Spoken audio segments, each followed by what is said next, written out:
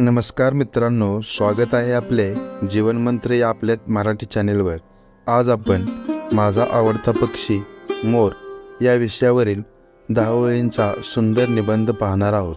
Video आवडल्यास like जरूर करा आणि चॅनेलला सबस्क्राइब करायला विसरू नका। माझा आवडता पक्षी। माझा आवडता पक्षी मोर आहे। मोर भारताचा राष्ट्रीय पक्षी आहे। मोर खूप सुंदर आणि डौलदार दिसतो। मोराला हिरव्या निळ्या रंगांचा पिसारा असतो।